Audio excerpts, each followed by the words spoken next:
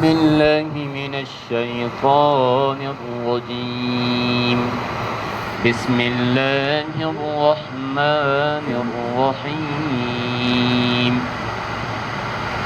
وقالوا لن يدخل الجنة إلا من كان هودا أو نصارى تلك أمانيهم قل هاتوا برهانكم إن كنتم صادقين.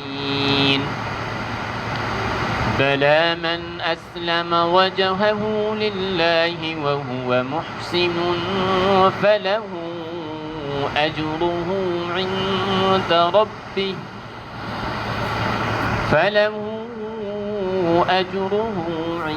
عند ربه ولا خوف عليهم ولا هم يحزنون.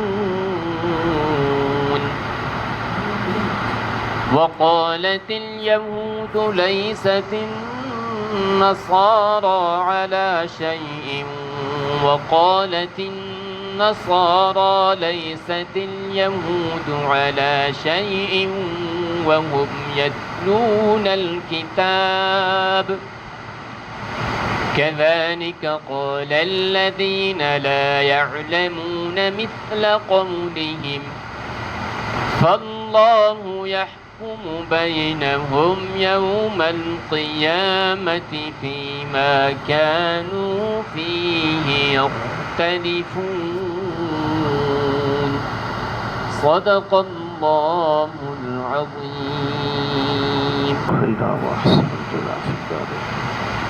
آیت نمبر ہے 111 112 113 سورہ البقرہ. ما قبل آیات کے ساتھ ان کا ربط یہ ہے،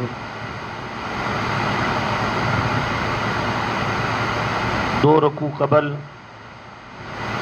یہود کے شبہات کا جواب دیا گیا تھا، اور یہ رکوع جو شروع ہوا ہے یا ایھا الذین آمنوا لا تقولوا رائنا سے، یہاں سے مسلمانوں کو ان سے ہوشیار رہنے کا حکم دیا جا رہا ہے.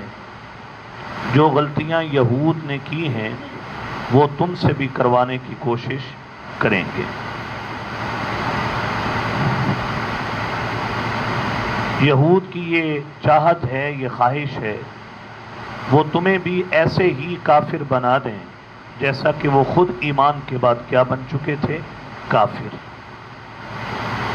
حضرات صحابہ کرام کو جب علم ہوا یہ ہمارے دین کو خراب کرنا چاہتے ہیں اور ہمیں ایمان لانے کے بعد دوبارہ کافر بنانا چاہتے ہیں، تو ان کے اندر جذبات پیدا ہوئے کہ یہ کیسا دشمن ہے، بظاہر ہمیں کہتا ہے یہ کرو اور مقصود اس کا یہ ہے کہ یہ ہمیں مومن بننے کے بعد دوبارہ کافر بنانا چاہتے ہیں.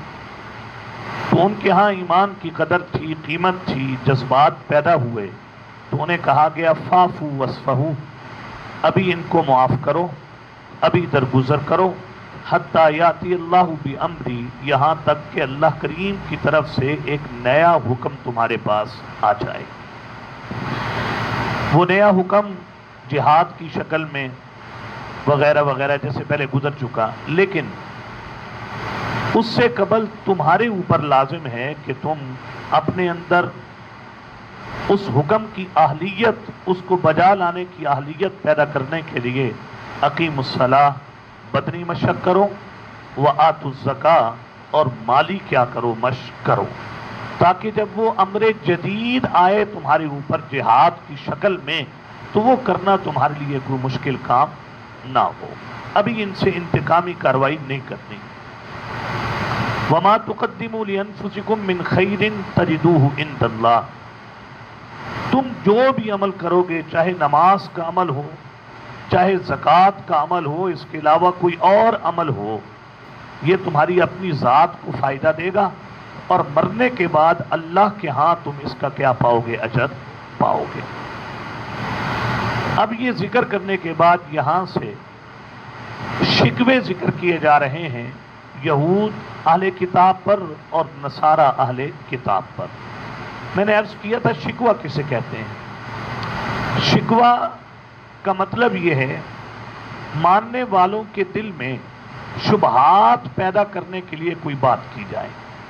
نبی مہربان صلی اللہ علیہ وسلم پر صحابہ اکرام تو مان رہے تھے نا، اور ایسے مان رہے تھے کہ جیسے ماننے کا کیا تھا؟ حق تھا۔ یہود یہ چاہتے تھے کہ جیسے ہم ہیں ایسا انہیں بھی بنا دیا جائے، تو وہ ان کے اندر احساس کمزوری پیدا کرنے کے لیے اور انہیں کمزور کرنے کے لیے ایمان میں جو بات کرتے تھے، اسے کہا جاتا ہے تفسیری اصطلاح میں یہ شکوہ ہے۔ مثلا صحابہ اکرام تو اپنی جان اپنا مال سب کچھ دین پر کیا کر رہے تھے؟ لگا رہے تھے۔ انہیں بتا دیا گیا تھا کہ تمہاری تلواروں کے سائے کے نیچے کیا ہے؟ جنت ہے۔ انہیں بتایا گیا تھا کہ مال خرچ کرنے پر تمہیں یہ اللہ کریم کی طرف سے اجر ملے گا۔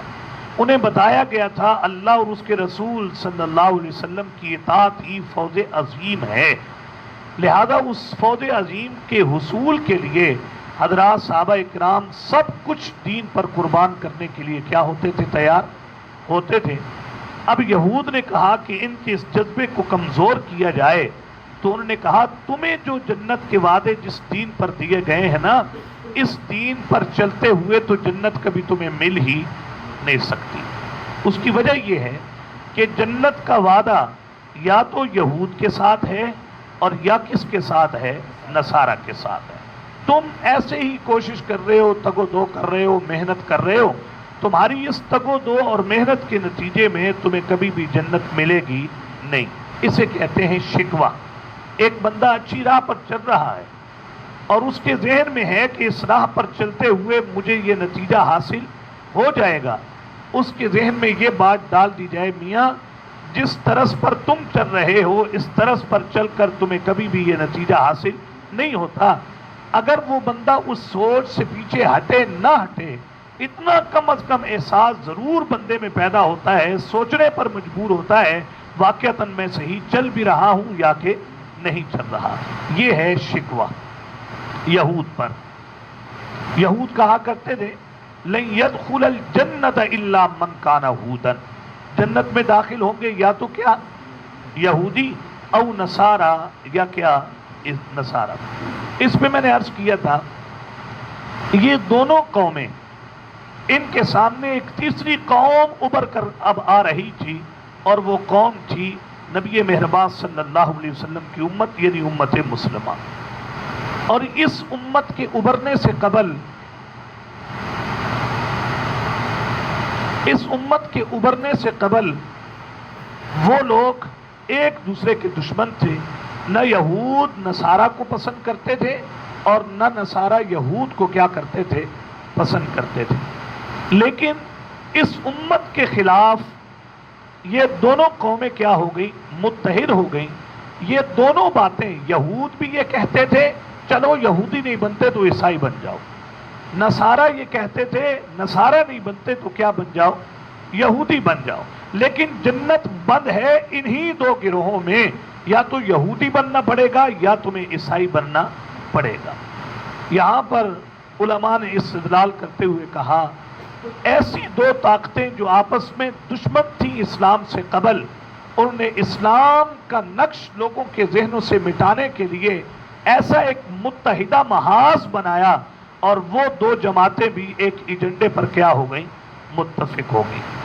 اب یہ لمحہ فکریہ ہے مسلمانوں کے لیے، یہود اور نصارہ اتنا اختلاف ہے بنیادی طور پر ان دو گروہوں کا، لیکن اسلام کے خلاف یہ دونوں جماعتیں کیا بن گئی؟ ایک بن گئی۔ لیکن یہ المیہ ہے مسلمانوں کے لیے کہ وہ بنیادی اختلاف کے باوجود یہود حضرت عیسیٰ کو نہیں مانتے، اور یہ آپ سن چکے ہیں پہلے، ماننا نہ ماننا بڑی دور کی بات ہوتی ہے۔ معاذ اللہ یہود کا نظریہ حضرت عیسیٰ کے بارے میں یہ ہے کہ یہ ولد الزنا ہے۔ اندازہ کریں کہ کتنا بنیادی اختلاف ہے۔ وہ حضرت عیسیٰ کو پیغمبر ہی نہیں مانتے، معاذ اللہ مائی مریم کو بدکارہ عورت تسلیم کرتے ہیں، اس کے باوجود بھی یہود اور عیسائیت ایک پیش پر آ گئے مسلمانوں کے خلاف، لیکن مسلمان ان دونوں طاقتوں کے خلاف ایک پیج پر اکٹھے نہیں ہو رہے۔ اللہ ہمیں بنیادی جو اعتقاد ہیں ان کو قائم رکھتے ہوئے اتحاد کی فضا عام کرنے کی توفیق نصیب فرما دے۔ انہیں کہا گیا تلک امانیہ، یہ تمہاری جھوٹی کیا ہیں؟ آرزویں، بس یہ آرزویں ہیں، یہ تمنائیں ہیں جھوٹی تمہارے دل میں۔ قل ہاتوا برہانکم ان کنتم صادقین، اگر تم اس دعوے میں سچے ہو کہ یہود جنت میں جائیں گے یا کون جائیں گے؟ نصارہ۔ تو ان کنتم صادقین، اگر تم سچے ہو تو کوئی اپنی کتاب سے دلیل کیا کر دو، پیش کر دو۔ یہود اپنی کتاب سے نکال کر بتا دیں کہ جنت بد ہے کن میں؟ یہودیوں میں۔ نصارہ اپنی کتاب انجیل سے لا کر بتا دیں کہ صرف نصارہ نے جنت میں جانا ہے، ان کے سوا کسی اور نے جنت میں نہیں جانا۔ بلا من اسلم، سبق کی جو دوسری آیت ہے اس میں جواب شکوہ ہے۔ اس میں یہ کہا جا رہا ہے یہ جو تم نے ایک احساس کمتری پیدا کرنے کی کوشش کی ہے کہ جنت میں جانا ہے یا تو یہودی بنو یا پھر کیا بنو؟ عیسائی بنو، یہ تمہاری بات بالکل غلط ہے، اس لیے کہ تمہارے دعوے پر تمہارے پاس کوئی دلیل موجود نہیں ہے۔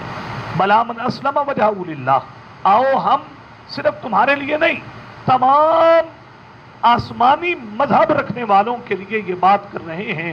بلا من اسلم وجہہ للہ وہو محسن، اللہ کریم کی طرف سے اتفاقیہ بات یہ ہے کہ جنت میں داخلے کے لیے دو چیزیں ہونا ضروری ہے۔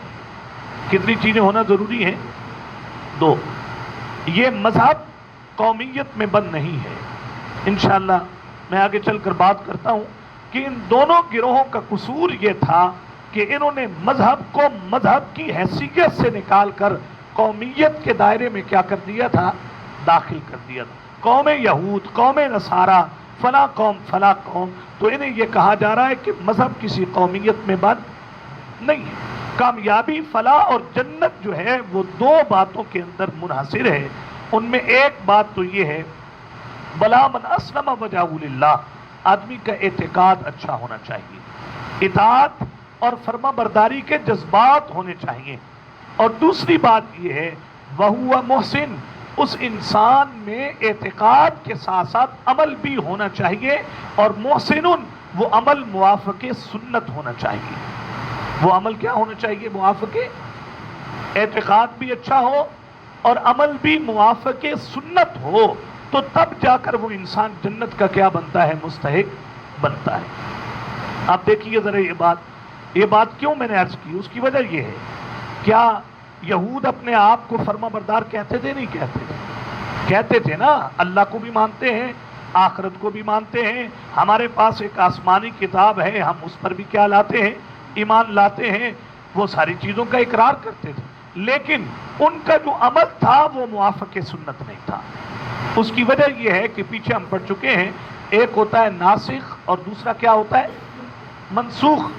دو چیزیں پڑھی ہیں نا، جو حکم منسوخ ہو جائے وہ عمل کرنے کے قابل نہیں رہتا۔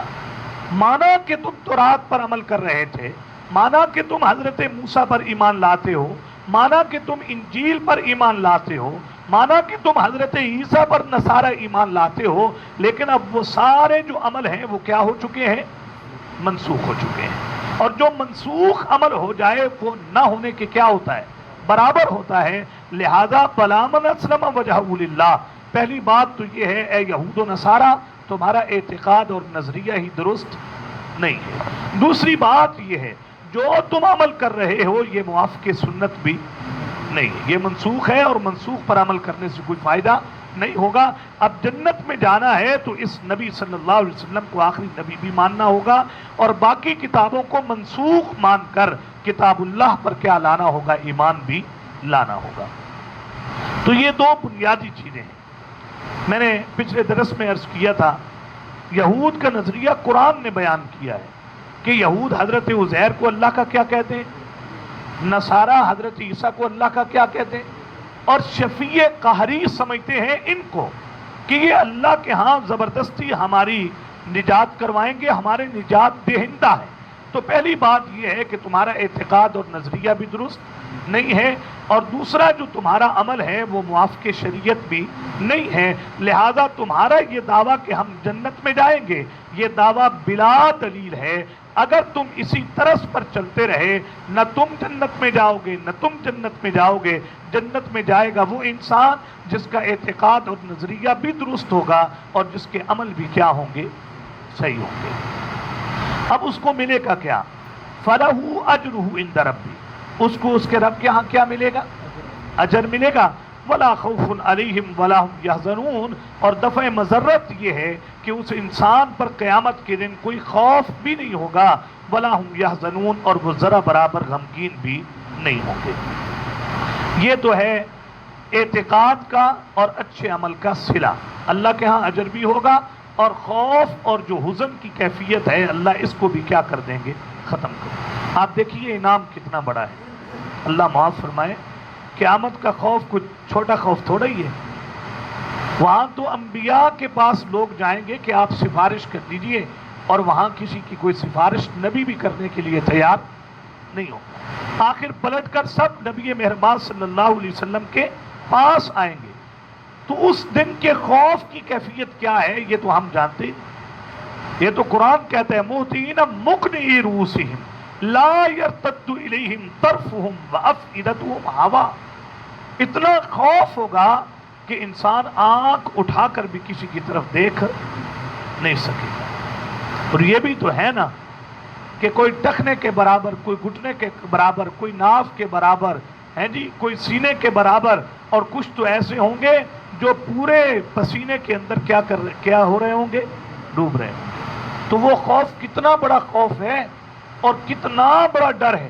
نہیں میں نہیں جاتا، اللہ مجھ سے اگر یہ پوچھ لیں کہ درخت کے قریب کیوں گئے تھے، حالانکہ درگزر کر دیا معاملہ، اللہ نے مجھ سے یہ پوچھ لیا ابراہیم سے کہ باپ کے لیے دعا کیوں کی تھی تم نے، یہ ساری چیزیں وہ ہیں جو درگزر کر دی گئی ہیں، اور یہ غلطیاں نہیں تھی، یہ خلاف اولا عمل تھے، لیکن اس پہ اگر نبی اتنا ڈر رہے ہیں تو آپ اپنا اور میرا اندازہ لگائیے کہ ہم کس کیفیت میں اللہ نہ کرے انسان ہوگا۔ اس خوف اور اس حزن کی کیفیت سے نکلنے کے لیے کہا جا رہا ہے ابھی وقت ہے، بلا من اسلم وجہہ للہ، اپنے آپ کو اللہ کا بنا دو، جھکا دو اپنے آپ کو اللہ کے سامنے، اور وہو محسن، اور پھر عمل موافق شریعت کرنا شروع کر دو۔ نتیجہ یہ نکلے گا جہاں دنیا کانپ رہی ہوگی، جہاں دنیا پر خوف مسلط ہوگا، آخرت میں تمہاری یہ کیفیت ہوگی وَلَا خَوْفٌ عَلَيْهِمْ وَلَا هُمْ يَحْزَنُونَ، تم پر پھر کوئی خوف نہیں ہوگا اور تم پر کوئی غم بھی نہیں ہوگا۔ بڑی اچھی گاڑی رکھی ہے آپ نے، بڑا اچھا مکان بنایا ہے آپ نے، جی قاری صاحب ہم نے اس کے لیے کیا کی ہے؟ بڑی محنت کی ہے۔ یہاں محنت کر کے انسان کچھ حاصل کرتا ہے اور چند سالہ زندگی بسر کرنے کے لیے، اور وہاں تو انسان نے ہمیشہ کے لیے رہنا ہے، اس کے لیے کتنی تگ و دو ہے یہ مجھے آپ کو بتانے کی ضرورت نہیں، میرا ضمیر خود بتا رہا ہے کہ اس کے لیے کتنی محنت ہے۔ تبلیغ والے بڑا اچھا جملہ بولتے ہیں، انہوں نے کہا یہاں کے لیے اتنی محنت کرو جتنا یہاں پر رہنا ہے، اور وہاں کے لیے اتنی محنت کرو جتنا وہاں پر رہنا ہے۔ اللہ اکبر۔ وہ تو دیکھیے نا، سوچئے ذرا، گرمی ہے کہ نہیں ہے نا گرمی، اللہ اکبر، ایک سورج کی تپش نہیں برداشت ہو رہی، اعتقاد اور عمل موافق سنت نہ ہوا، اور منسوخ پر اگر تم عمل کرتے رہے، اور پھر تو ہمیشہ ہمیشہ آگ میں جلنا ہے۔ کتنی خوفناک چیز ہے، تصور کر کے انسان کو ڈر لگتا ہے، اور اس میں جا کر انسان کی کیا کیفیت ہے۔ اور یہاں تو اللہ نہ کرے آگ میں، گرمی میں، تپش میں چلے گئے تو مر گئے تو قصہ کہانی کیا ہو جائے گا؟ ختم ہو جائے گا۔ یہاں دنیا کی اذیت موت کے ذریعے ختم ہو جاتی ہے، لیکن آخرت کی اذیت موت کے ذریعے کبھی بھی ختم نہیں ہو۔ وہاں تو قرآن بالکل واضح کر چکا ہے لا یموت فیہا ولا یحیا، میاں وہاں موت بھی نہیں ہوگی اور پھر مزے کی وہاں پر زندگی بھی نہیں ہوگی۔ اور سورہ النساء میں تو بڑی سخت آیت ہے، استغفر اللہ، کلما نضجت جلودہم بدلناہم جلودا غیرہا لیذوقوا العذاب، جب ایک دفعہ کھال جل جائے گی ہم اسی آن دوسری کھال دیں گے اور ہم اسے کہیں گے بدلناہم جلودا غیرہا، ہم تیری کھالیں بدلتے رہیں گے لیذوقوا العذاب، تاکہ تو آخرت کا عذاب کیا ہوتا رہے، چکھتا رہے۔ تو آپ اندازہ کیجئے کہ اس خوف کی عالم میں یہاں یہ کہا جا رہا ہے اگر من اسلم وجہہ للہ، جھکا دو اپنے آپ کو اللہ کے لیے اور ہو کر رہ جاؤ گے اللہ کے، اور وہو محسن، اور درجہ احسان پر پہنچ کر اگر عمل کرو گے تو آخرت میں صلہ یہ ہوگا ولا خوف علیہم ولا هم یحزنون، پھر کوئی غم نہیں ہوگا۔ اللہ اکبر، اللہ اکبر۔ اسلم، اعتقاد میں اپنے آپ کو اللہ کا بنا دینا، وجہ للہ چہرہ ہے، مراد کل کا کل بدن ہے، وہو محسن، اللہ اکبر۔ یہ قید لگا کر میں نے پچھلے سبق میں عرض کیا تھا منافق کو نکالا ہے۔ اعتقاد بھی اچھا ہوتا ہے بظاہر، اور نہ چاہ کر کیا کر رہا ہوتا ہے، عمل بھی کر رہا ہوتا ہے، لیکن محسن نہیں ہوتا۔ محسن اور ہے، اللہ اکبر۔ محسن وہ عمل جو موافق سنت ہو اور انسان درجہ احسان پر، یہ بڑی مشکل کیفیت ہے، بڑی مشکل۔ یہاں بھی دیکھیں، اپنے آپ کو وقت کا پابند بنانا ہو، کسی عمل پر لانا ہو، کوئی کام سیکھنا ہو تو آدمی کو تگودو کرنی پڑتی ہے کہ نہیں؟ درجہ احسان میں آنا بھی بڑی مشکل بات ہے۔ درجہ احسان، جبرائیل نے پوچھا تھا حضور صلی اللہ علیہ وسلم سے، بتائیے احسان کیا ہے اللہ کے رسول؟ تو پھر جبرائیل امین نے کہا تھا، نبی اکرم صلی اللہ علیہ وسلم نے جبرائیل کو کہا تھا، جبرائیل عمل کرتے وقت یہ احساس ذہن میں بیٹھ جائے میں اللہ کو دیکھ رہا ہوں۔ اندازہ کریں کتنا مشکل درجہ ہے، کتنا مشکل، یہ چھوٹا درجہ نہیں ہے۔ اگر ایک درجے پر قیامت کا خوف اور حزن ختم ہو رہا ہے تو وہ درجہ کوئی چھوٹا درجہ نہیں ہے۔ عمل کرو اور یہ تصور کرو کہ تم اللہ کو دیکھ رہے ہو، اگر یہ کیفیت نہیں پیدا ہوتی تو اتنا تو ذہن میں رکھو کہ اللہ کی ذات تمہیں کیا کر رہی ہے، دیکھ رہی ہے۔ آپ یقین کریں اگر یہ کیفیت بندے میں ہو تو عمل کا لطف ہی کچھ اور ہو جائے۔ پھر تو بندہ نہیں دیکھنا جس کے ساتھ صلہ رحمی کر رہا ہے، پھر تو اصل میں وہ یہ سمجھ رہا ہے میں تو اس ذات کے لیے کر رہا ہوں جو مجھے کیا کر رہی ہے، دیکھ رہی ہے۔ عمل کا لطف ہی کچھ اور ہو جائے۔ اللہ اکبر، عمل کرنا بھی آسان ہو جائے اور عمل پہ لطف بھی نصیب ہو جائے۔ بہرحال میں نے آپ حضرات سے گزارش کی تھی کہ اس جگہ پر معارف القرآن میں جو لکھا ہے وہ پڑھنے کے قابل ہے۔ یقیناً مطالعہ کیا ہوگا کچھ ساتھیوں نے، اس بات کا چند لفظوں میں لب لباب یہ ہے، یہودیت اور عیسائیت کا قصور یہ تھا انہوں نے اپنے مذہب کو مذہب سے نکالا کہ جس کے اندر اطاعت بھی ہو، فرما برداری بھی ہو، عمل بھی موافق سنت ہو۔ انہوں نے اپنے آپ کو مذہب سے نکالا اور قومیت میں کیا کر دیا، داخل کر دیا، جس کی وجہ سے انہیں یہ کہا گیا تلک امانیہم، مذہب سے نکل کر آرزوئیں جنت کی باندھنا اور قومیت کے دائرے میں آ کر جنت کی امیدیں لگانا، تلک امانیہم، یہ تمہاری جھوٹی کیا ہیں، آرزویں۔ حضرت نے بڑی پیاری بات یہاں پر کہی، انہوں نے فرمایا یہ حکم صرف نصارہ اور یہودیوں کے لیے نہیں ہے، یہ حکم آج کے نام نہاد مسلمانوں کے لیے کہ ہم بھی مذہب سے نکل کر قومیت کے دائرے میں کیا ہو گئے، داخل ہو گئے۔ میرا نام مسلمانوں کے رجسٹر میں درج ہے، میں مسلمانوں کے گھر میں کیا ہوا ہوں، پیدا ہوا ہوں۔ ہم ایسے ملک میں رہ رہے ہیں جہاں مسلمانوں کی کیا ہے، اکثریت ہے۔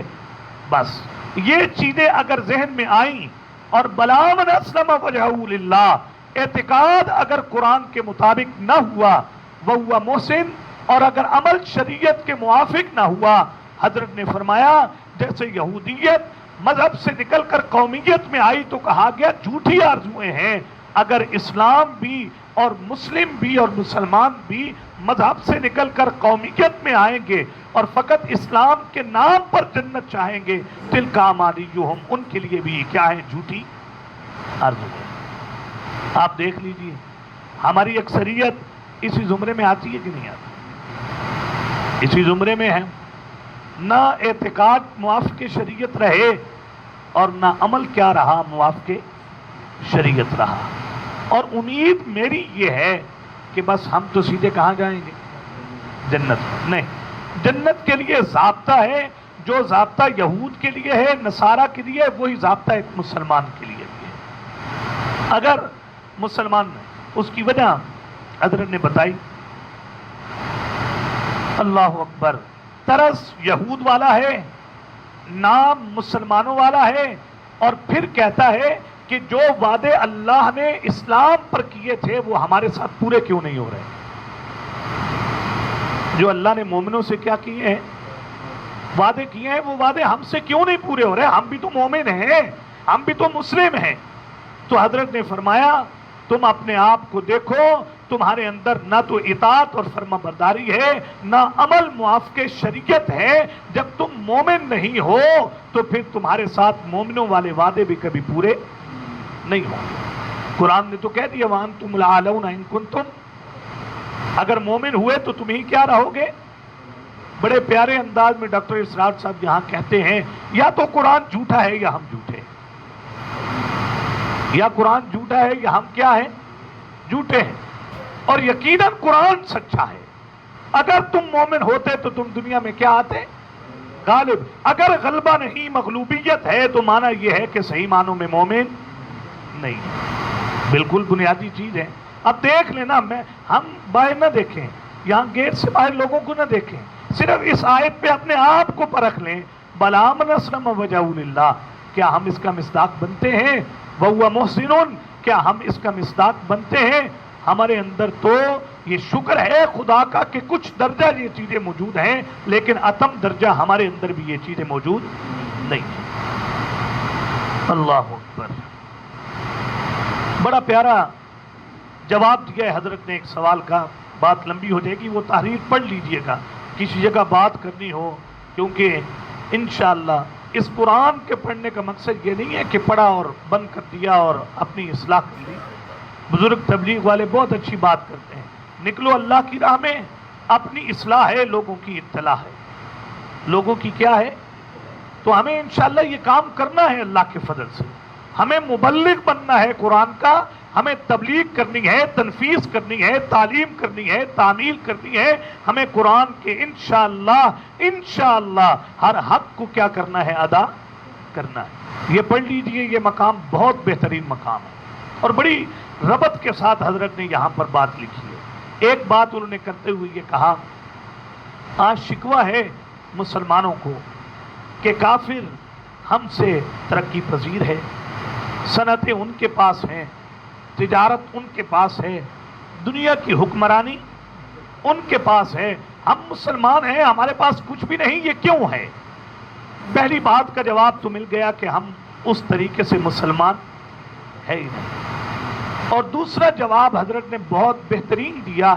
انہوں نے فرمایا ہر کام کا خاصہ الگ ہوتا ہے، ہر کام کا نتیجہ الگ ہوتا ہے، ہر کام کا رزلٹ الگ ہوتا ہے. دینداری الگ چیز ہے اور دنیا داری کیا ہے؟ الگ چیز ہے. اللہ نے ضابطے رکھے ہیں کہ تجارت میں کامیابی کے یہ اصول ہیں، کسی بھی کام میں کامیابی کی یہ کیا ہے؟ اصول ہیں. بھلے وہ کافر ہے، بھلے وہ جو ہے وہ منکر ہے، لیکن وہ ترقی اس لیے کر رہا ہے کہ جو محنت کے اصول اس کام میں کامیاب ہونے کے لیے تھے، انہوں نے ان اصولوں کو کیا کر لیا ہے؟ اپنا لیا ہے. وقت کی پابندی کرتے ہیں نہیں کرتے؟ لوگ متاثر ہو کے وہاں سے آتے ہیں. ہم نے بہت وقت کا پابند پایا. ابھی آج کل چائنا میں کہیں ڈگری ہو رہی تھی تو وہ بچی تقریر کر رہی تھی اپنی زبان میں. یہ بھی ان کا اعزاز ہے چائنا والوں کا کہ وہ ہمیشہ جتنا مرضی کوئی بڑا ان کو کوئی موقع مل جائے بات کرنے کا تو وہ اپنی زبان کو کیا دیتے ہیں؟ ترجیح. یہ ہمارے اندر احساس کمتری ہے کہ ہم اپنی زبان کو اس قابل ہی نہیں سمجھتے. تو بچی تقریر کر رہی تھی باہر، تو وہ کر رہی تھی تو اسی دوران بارش آ گئی بڑی تیزی سے. تو وہ جو ٹیچر ساتھ کھڑا تھا اس نے چھتری کھول کے اس بچی کے سر پہ کر دی تاکہ بچی کے اس تسلسل کے اندر ذرا برابر بھی کمی نہ آئے. یہ انہوں نے کیا ہے، اچھا ہے. تو کامیابی کے لیے جو کیا ہونے چاہیے، اصول ہونے چاہیے، انہوں نے ان اصولوں کو کیا کیا، اختیار کیا، تو وہ کامیاب ہو گئے. ہم جھوٹ بولتے ہیں نہیں بولتے. کوئی ایک بندہ سچا دکھا دے، مولوی بھی ہیلے بہانے سے دائیں بائیں کرے گا. اور بھائی بات ایسی کی جائے تاکہ میری بات جھوٹ بھی نہ بنے اور اگلا بندہ بھی میری بات پر کیا ہو جائے، مطمئن ہو جائے. اور یہاں حضور کہہ رہے ہیں یہ تو نے بچے کو بلایا تھا، کیا کہا تھا بچے کو؟ جی میں نے بچے کو یہ لالچ دے کر بلایا کہ آؤ میری مٹھی میں کھجور ہے، تو تم آؤ گے میرے پاس تو میں تمہیں کیا دوں گی، کھجور دوں گی. حضور نبی علیہ السلام نے فرمایا اگر تیری مٹھی میں کھجور نہ ہوتی تو تیرا یہ کیا لکھا جاتا، جھوٹ لکھا جاتا. تم آؤ بس آج جاؤ اسکول، تم آؤ گے تو تمہیں کیا لے جائیں گے، پارک لے جائیں گے، ہیں جی تمہیں یہاں لے جائیں گے وہاں لے جائیں گے. احساس ہی نہیں کہ ہم کیا بول رہے ہیں، جھوٹ بول رہے ہیں. یہ جھوٹ کے زمرے میں ہے. تو جھوٹ ہے، دھوکہ ہے. اللہ اکبر اللہ اکبر. جس کا واسطہ پڑے اسے ہی پتا ہے کہ رشوت کتنی ہے، رشوت ہے، جھوٹ ہے. تو جو دنیاوی کامیابی کے اصول تھے انہوں نے اپنائے تو آج دنیا پہ حکمرانی کر رہے ہیں. ہم نے ان اصولوں کو چھوڑا تو ہم کیا ہو رہے ہیں. تو بھائی اس دنیاوی کامیابی کا انحصار، اس کا الزام اسلام پر مت لگاؤ کہ ہم مسلمان ہو کر پیچھے کیوں ہیں، ہم مومن ہو کر پیچھے کیوں ہیں. بھائی اس کامیابی کے اصول ہیں نا، وہ اصول تم اختیار کرو گے تو تم بھی دنیا پہ کیا کرو گے، راج کرو گے. انہوں نے اختیار کیے تو وہ کیا کر رہے ہیں، راج کر رہے ہیں. بہرحال آیت کا خلاصہ یہ ہے مسلمان ہونے سے اور مسلمان کہنے سے بھی کام نہیں بنے گا. اعتقاد بھی قرآن کے موافق ہوں گے اور وہ محسن، عمل بھی شریعت کے کیا ہوگا، موافق ہوگا، تب بندہ کامیاب ہوگا. وگرنہ جیسے انہوں نے مذہب سے نکل کر قومیت میں اپنے آپ کو ڈالا، اگر آج مسلم لوگ بھی مذہب سے نکل کر قومیت میں ڈالیں گے، تلک امانیہم، یہ بھی ان کی جھوٹی کیا ہوں گی، آرزویں. اور یہ آرزویں ہمارے اندر بہت ہیں. یہ جو ہمارے اندر آرزو ہے نا جنت میں جانے والی، آپ لوگوں سے پوچھ کے دیکھ لیں، کبھی زندگی میں نماز نہیں پڑھی، نماز نہیں پڑھی. اور یہاں تک لوگ کہتے ہیں کہ نماز تے دل دی نماز ہوندی ہے، اسی تے منافقاں دی طرح لوگوں دے سامنے سجدے نہیں کرتے. اب یہ لوگوں کا کہنا ہے وہ نماز نہیں پڑھ رہے، زکوٰۃ نہیں دے رہے، عشر نہیں دے رہے، پردہ نہیں ہے، یہ ساری چیزیں نہیں ہیں. اور تلک امانیہم، امیدیں کہاں کی ہیں، جنت کی. تو قرآن کہہ رہا ہے نا تلک امانیہم، یہ تمہاری جھوٹی کیا ہے. وہ سب کچھ کر کے بھی روتے تھے پتہ نہیں جنتی بنے بھی ہیں یا کہ نہیں بنے، اور ہم کچھ نہ کر کے بھی امیدیں لگا کے بیٹھے ہیں کہ ہم تو کیا ہیں، جنتی ہیں. اللہ اللہ. تقریباً دو جمعوں سے حضرت عثمان غنی رضی اللہ تعالیٰ عنہ کے بارے میں، ان کی سیرت کے بارے میں ہم ذکر کر رہے ہیں مسجد میں، اور یہ ہونا چاہیے. صحابہ اکرام کے تذکرے ہونے چاہیے. قیامت کی نشانیاں جو حضور نے بتائی تھی، ان نشانیوں میں ایک نشانی یہ ہے کہ لوگ میرے اصحاب کو گالی دیں گے.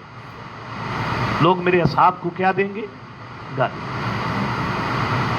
اندازہ کیجئے کہ ہم اس مقام پر پہنچ گئے کہ جو زخم حضرت عثمان کی شہادت والا مسلمانوں کے دل پہ لگا تھا وہ 18 ذی الحج کو تازہ ہوتا ہے. اب ایک معاشرہ، ایک طبقہ کھڑا ہوا جنہوں نے 18 ذی الحج کو عید کا کیا دیا ہے، نام دیا ہے. اور جس واقعے کی وجہ سے عید کہا جاتا ہے وہ واقعہ اس تاریخ کو ہوا ہی نہیں.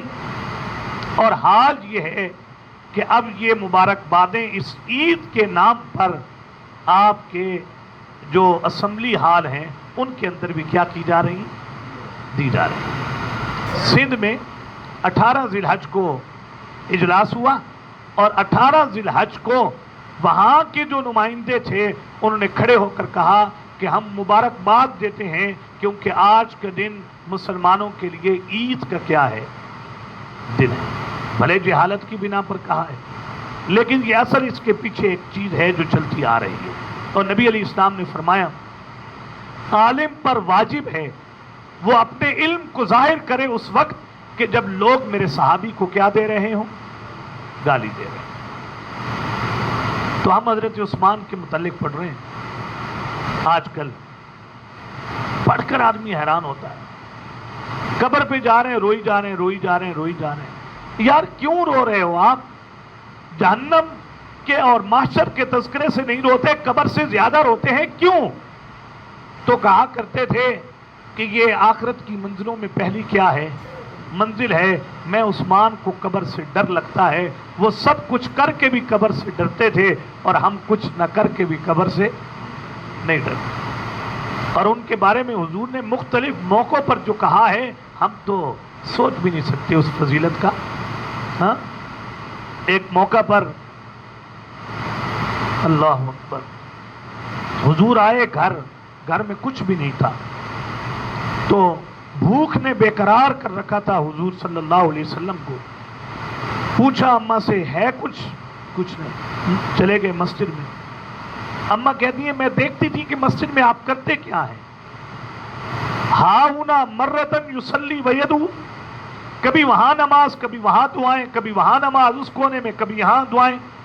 اور اللہ نہ کرے کہ آپ پر کبھی تکلیف ہو، کبھی زندگی میں امتحان آئے نا تو بندے پہ یہ کیفیات آتی ہے، کبھی وہاں کبھی یہاں۔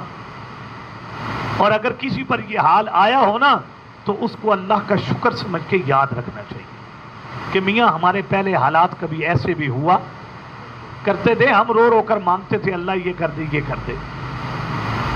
تو آئے زور کے بعد حل اسبتم بعد شیئا، میرے بعد کچھ آیا ہے؟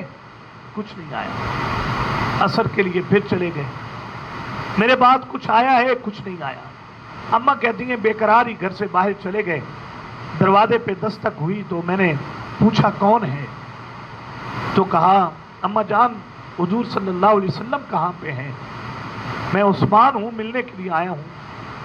کہا حضور تو گھر میں نہیں۔ اماں کہتی ہیں میرے دل میں ایک بار آیا کہ میں ظاہر نہ کروں ان حالات کو، لیکن عثمان پہ سبحان اللہ اعتماد اتنا بلا کا تھا حضور کو، اور اتنے محسن تھے کہ اماں کہنے لگی کہ میرے دل میں آیا کہ میں عثمان کو بتا دوں۔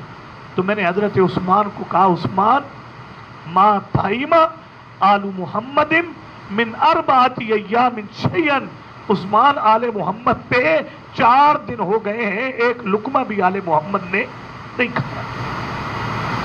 بے قرار ہو کر آپ کی حضور یہاں سے تشریف لے گئے، روئے، اماں سے وعدہ لیا، اور وعدہ لے کر کہا مجھے قسم دے اس بات کی آئندہ اگر حضور پر، حضور کے گھرانے پر یہ حال آئے گا تو آپ میں عثمان کو کیا کریں گے؟ مطلع کریں گے۔ غلام کو لائے، غلاموں کو ان کی کمروں پہ پیٹھوں پہ سامان لادا ہوا ہے، بہت سا لا کر دیا، اماں کو کچھ نقدی دی اور دے کر کہا اماں یہ آپ بھی کھائیے، وَاصْنَعُوا لِرَسُولِ اللَّهِ صلی اللہ علیہ وسلم، اور حضور کے لیے بھی کیا کر دو؟ تیار کر دو۔ حضور عصر کے بعد آئے ہیں گھر، تو حضور نے صلی اللہ علیہ وسلم نے پوچھا میرے بعد کچھ آیا ہے؟ آیا، آپ تشریف رکھیں۔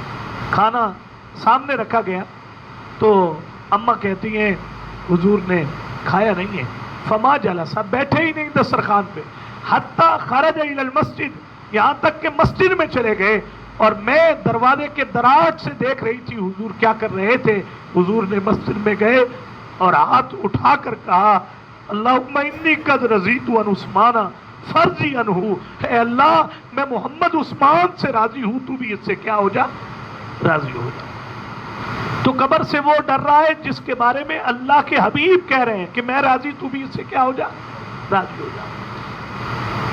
اور پھر تبوک کے موقع پر 40,000 بندوں میں سے 10,000 کی تیاری اکیلے حضرت عثمان نے کی، 300 اونٹ، 200 گھوڑے، 1,000 دینار سونے کے سکے وہ دیے حضور کو۔ حضور صلی اللہ علیہ وسلم کے سامنے جب سونے کے سکے حضور کے گود میں تھے تو صحابہ کہتے ہیں خوشی سے حضور کا چہرہ چاند کی طرح چمک رہا تھا، اور حضور یہ کہہ رہے تھے ما ذر عثمان ما عمل بعد هذا اليوم، اے عثمان آج کے بعد تو کوئی عمل نہ بھی کرے تو تیرے لیے کوئی نقصان کی بات نہیں ہے۔ یہ ایسی شخصیات تھے، اتنا کچھ کر کے بھی ڈرتے تھے کہ بھائی ہم نے تو کچھ کیا ہی نہیں، اور ہم ہیں مذہب سے نکل کر قومیت میں داخل ہوئے، تلک امانیہم، ہمیں کہا جا رہا ہے کہ یہ تمہاری جھوٹی کیا ہے۔ آپ اندازہ لگائیے نا حضرت عثمان کی فضیلت کا۔ ابھی آپ ماشاءاللہ اکثر کی بیٹیاں جوان ہیں جی، ہم بھی صاحب اولاد ہیں، داماد کے انتخاب کے لیے کیا کچھ نہیں دیکھا جاتا، حسب نسب دیکھتے ہیں نہیں دیکھتے، چال چلن دیکھتے ہیں نہیں دیکھتے، کردار دیکھتے ہیں نہیں دیکھتے، ان کی صلہ رحمی دیکھتے ہیں نہیں دیکھتے، ہر چیز کو پرکھا جاتا ہے، اور پرکھ کر پھر اپنا لخت جگر اس انسان کے ہاتھ میں تھما دیا جاتا ہے۔ میں نے تواضع دیکھی، میں نے انکساری دیکھی، میں نے اس میں تحمل دیکھا، میں نے اس میں تقوی دیکھا، میں نے زہد دیکھا، میں نے اس کے اندر صلہ رحمی دیکھی، میں نے اس میں ادب دیکھا، تب جا کر انسان اپنی بیٹی ان لوگوں کو کیا کرتا ہے، دیتا ہے۔ اور حضور نے ایک بیٹی نہیں، ایک بیٹی حضرت رقیہ کا انتقال ہوا، اللہ اکبر، حضرت رقیہ کی پہلے حضور کی دونوں بیٹیاں کافروں کے نکاح میں تھی، اپنے چچا کے بیٹوں کو کیا کی ہوئی تھی، جی اور رخصتی نہیں ہوئی، اور دونوں بہنوں کو کیا ہو گئی تھی، طلاق ہو گئی تھی۔ اور یہ طلاق نہ حسن میں کوئی مسئلہ تھا، نہ اخلاق اور کردار میں کوئی مسئلہ تھا، کیونکہ یہ محمد الرسول اللہ کی بیٹیاں تھیں۔ کیا مسئلہ تھا، قولوا لا الہ الا اللہ، اس کی قیمت یہ چکانی پڑی کہ دونوں بیٹیوں کو طلاق ہو گئی۔ اور پھر آپ نے حضرت رقیہ کا نکاح حضرت عثمان سے کیا، سن 2 ہجری میں، طبیعت خراب تھی، اور حضور نے فرمایا عثمان تو رقیہ کے پاس رک نہیں جاتا اس کی دیکھ بھال کے لیے؟ حضور میں بدریوں میں آنا چاہتا ہوں، یہ پہلا مارکہ ہے اسلام کا۔ حضور نے فرمایا عثمان تو رقیہ کی خدمت کے لیے رک، تو رہے گا مدینہ میں لیکن تیرا شمار اللہ بدریوں میں کر دے گا۔ بیٹی کا انتقال ہو گیا، اس کے بعد دوسری بیٹی ان سے چھوٹی ام کلثوم، ان کا نکاح حضور نے حضرت عثمان سے کیا، اور سن 9 ہجری میں وہ بیٹی نے انتقال کیا۔ اور اس بیٹی کو کیا عجیب کیفیات ہوں گے باپ کے کہ جو اپنی بیٹی کا جنازہ پڑھا رہا ہے۔ چادر دی ہے حضور نے اپنی، اور اپنی چادر دے کر کہا میری ام کلثوم کو اس چادر کے اندر کفن دے دو۔ اللہ اکبر، حضور نے جنازہ پڑھایا۔ پھر جب حضرت عثمان کی یہ کیفیات دیکھی، بے قراری، پریشانی، اور حضرت عثمان کا اعتماد، اللہ اکبر، ایسا حضور کو اعتماد حاصل تھا کہ حضور نے حضرت عثمان کی طرف دے کر کہا عثمان لو کان عندی ثالثۃ لزوجتها، اگر میری کوئی تیسری بھی بیٹی ہوتی نا عثمان، میں اپنی تیسری بیٹی بھی تیرے نکاح میں دے دیتا۔ اور ایک روایت میں تو حضور کے بعد نے یہ فرمایا اگر میری 40 بیٹیاں ہوتی تو میں یکے بعد دیگرے عثمان کے نکاح میں دوں۔ آج اس عثمان کے بارے میں کہا جائے یہ خائن ہے، یہ غاصب ہے، اللہ معاف فرمائے، یہ اقربا پروری کرتے تھے، حضرت عثمان پہ انگلی اٹھانا یہ حضور کے انتخاب کو مشکوک کرنے کے مترادف ہے کہ ایک نبی کو پتہ ہی نہیں چلا کہ عثمان کیسا آدمی تھا۔ بہرحال اس لیے المیہ یہ ہے کہ یہ بھی ایک مسئلہ ہے کہ حضور کی 4 بیٹیاں کوئی مانتا ہی نہ، 4 بیٹیاں مانو اور نہ حضور کے داماد ماننے پڑے، صرف ایک بیٹی جو سب سے محبوب چھوٹی لاڈلی بیٹی حضرت فاطمہ کو لوگ مانتے ہیں، اس کے علاوہ لوگ بیٹیوں کا کیا کرتے ہیں، انکار کرتے ہیں۔ یہ ہے جناب، اور ہمیں ٹینشن ہی نہیں ہے کہ حضور کے صحابہ کو لوگ کیا کہہ رہے ہیں، تکلیف ہے، وہ نہیں کچھ آواز اٹھا سکتے، دل میں تو برا جانے نا کہ عثمان تنقید کرنے کے قابل نہیں۔ بہرحال یہ ہے بلا من اسلم وجہہ للہ وہو محسن۔ سبق کی آخری آیت آسان ہے، اس آیت میں ایک شکوہ تو اور کیا جا رہا ہے، اور ساتھ ہی ضمناً نبی اکرم صلی اللہ علیہ وسلم کے لیے تسلی ہے۔ ان یہودیوں سے خائف نہ ہو جائیے، ان نصارہ سے خائف نہ ہو جائیے، یہ آج اسلام کے خلاف متحد ہیں، वगरना हकीकत इनकी ये है, न यहूद नसारा को हक समझते हैं, न नसारा यहूद को क्या समझते हैं, हक समझते। वहुम यतलून अल किताब, हालांकि दोनों गिरोह क्या पढ़ते हैं, किताब पढ़ते हैं। इन्हें पता है हक क्या है, इन्हें पता है अब हमारी शरीयतें मनसूख हो चुकी हैं, इन्हें पता है कि हमारी किताब क्या हो चुकी है, मनसूख हो चुकी है। उसके बावजूद भी अल्लाह अकबर, यहूद को चाहिए था कि वो हजरत ईसा पर क्या लाते, किताब पढ़ नहीं रहे। उन्हें चाहिए था कि वो इंजील पर क्या लाते, ईमान लाते। नसारा को चाहिए ये था कि वो दीन यहूदियत को मनसूख समझते और उसे ये समझते कि अब ये काबिल अमल नहीं रही। वो उनके तासुब में मुब्तला होकर, एक अमल का क्या होता है, रद्द अमल। जब यहूद ने तनकीद की नसारा पर, हालांकि करनी नहीं चाहिए थी, किताब पढ़ते थे, पता था इंजील हक है, हजरत ईसा क्या है, हक है, उसके रद्द अमल में तासुब के तौर पर नसारा ने कह दिया अगर हम कुछ नहीं हैं तो फिर तुम भी कुछ नहीं हो। ये नहीं कहना चाहिए। कज़ालिक क़ाल अल्लज़ीना ला यअलमून मिस्ल क़ौलिहिम, खरबूजे को देखकर खरबूजा रंग पकड़ता है। तीसरी कुव्वत थी मुशरिकीन मक्का की, उन्होंने भी वही कह दिया मिस्ल क़ौलिहिम, उन्हीं की बात की तरह, हालांकि ला यअलमूना, इनके पास तो इल्म ही कोई नहीं। नसारा के पास इंजील थी कि नहीं थी, यहूद के पास तौरात थी कि नहीं, मुशरिकीन मक्का के पास तो कुछ भी नहीं था। इन्होंने वो कह दिया मिस्ल क़ौलिहिम, उनकी बात की तरह, ओए यहूदी भी कुछ नहीं, ईसाई भी कुछ नहीं, असल में मुसलमान और असल में कामयाब तो हम हैं मुशरिकीन मक्का, ये कह दिया उन्होंने। बहरहाल फल्लाहु यहकुम बैनहुम, ये तुम्हारी झूठी आरज़ुएं हैं, ये तुम्हारी मुंह की बातें हैं। दलाइल अक़लिया और नकलिया से तो फैसला हो चुका है, हमने बता दिया कि अब दीन इस्लाम ही क्या है, दीन बरहक है। दलाइल अक़लिया नकलिया से बता दिया है, लेकिन अगर तुम इससे तस्लीम नहीं करते हो, फल्लाहु यहकुम बैनहुम यौमल क़ियामा, क़यामत के दिन हम अमली फैसला करके बताएंगे, न यहूदियत, न ईसाइयत, न मुशरिकीन मक्का।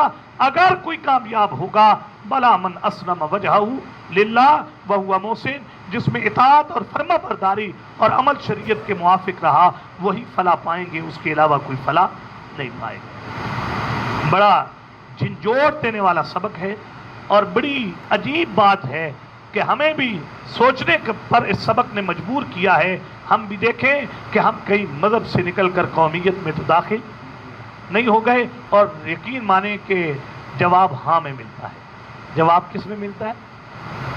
बड़े लोग हैं, आपको माशरे में बहुत लोग मिलेंगे, न पाक रहते हैं, न साफ रहते हैं, न नमाज, न रोज़ा, न हज, न ज़कात, न कलमा, न कोई चीज़, और उनसे बात करो तिल का मानी जो, तो वो कहते हैं हम कहाँ पे जाएंगे? जन्नत। तर्जुमा देखिए, वकालू, वाव का माना, और कालू, कहने लगे, लन, हरगिज़ नहीं, यदखुलल जन्ना, दाखिल होंगे जन्नत में, इल्ला, मगर, मन, जो काना, हुए, हूदन, यहूदी, औ नसारा, या ईसाई, तिल का, ये, अमानियुहुम, उनकी आरजुएं हैं, झूठी तमन्नाएं हैं। कुल, हाथू, लाओ तुम, बुरहानकुम, अपनी कोई दलील, इन कुंतुम सादिकीन, अगर तुम क्या हो, सच्चे हो। बला, क्यों नहीं, क्यों नहीं, सुनो, मन अस्लम वजहहू लिल्लाह, जिसने झुका दिया अपने आप को अल्लाह के लिए, वहुवा मोहसिन, और वह हुआ भी मुखलिस, फलहू अजरुहू, बस उसके लिए अजर होगा, इंद रब्बिही, उसके रब के, हाँ उसके रब के पास। एक बात ये भी हमारे लिए हजरत ने लिखी है तफसीर में कि बसा औकात इताअत और फर्माबरदारी एतिकादी होती है, लेकिन अमली बंदे में क्या होती है, कमज़ोरी होती है। कामयाब फलाह के लिए एतिकाद भी अच्छा और अमल भी अच्छा होना चाहिए। वला खौफ, वाव कमाना, और ला, नहीं होगा, खौफुन, खौफ, अलैहिम, इन पर, वला हुम यहज़नून, और ना वो गमगीन हो। वकालत, और कहने लगे, अल यहूदू, यहूद, लैसत नसारा, नहीं है ईसाई, अला शैइन, किसी हक बात पर। वकालत नसारा, اور نصارہ کہنے لگے لیست الیہود، نہیں ہے یہود علی شیء مذہب حق پر، کسی چیز پر، وہم یتلون الکتاب، حالانکہ وہ دونوں گروہ پڑھ رہے ہیں کتاب، ایک انجیل ایک تورات، کذالک اسی طرح قالا کہا الذین ان لوگوں نے لا یعلمون جو نہیں جانتے تھے، جاہل تھے، مثل قولہم ان کی باتوں کی طرح، ان کی بات کی طرح، سمجھ آئیے یہ؟ ہاں مشرکوں نے جو کہا تھا نا کہ ہمارے سوا کوئی اور جنت میں، تو یہ وہ کیوں کہہ رہے ہیں؟ یہ انہی کی طرح کی، یہود و نصارہ کی طرح کی بات کر رہے ہیں۔ ترجمہ سمجھ میں آئے؟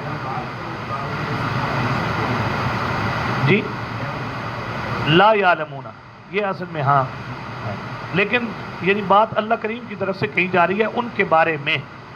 اوپر تو تھا نا کہ ڈائریکٹ یہودی اور عیسائی بولتے تھے، اب یہاں اللہ کریم کی طرف سے کہا جا رہا ہے۔ اسی طرح کہا ان لوگوں نے بھی لا یعلمون جو نہیں جانتے تھے، مثل قولہم ان کی بات کی طرح، فاللہ یحکم بینہم پس اللہ فیصلہ کریں گے ان کے درمیان، یوم القیامت قیامت کے دن، فیما ان باتوں میں، کانوا فیہ یختلفون جس میں وہ اختلاف کیا کرتے تھے۔ اللہ کریم کئی سنی بات پر عمل پیرا ہونے کی توفیق عنایت فرما دے، ہماری اس مجلس کو درجہ قبولیت اپنے فضل سے نصیب فرما دے، اور اللہ پروردگار عالم یہ جو دونوں شرطیں ہیں کامیابی اور فلاح کے لیے، اللہ کامل طور پر اپنانے کی توفیق عنایت فرما دے۔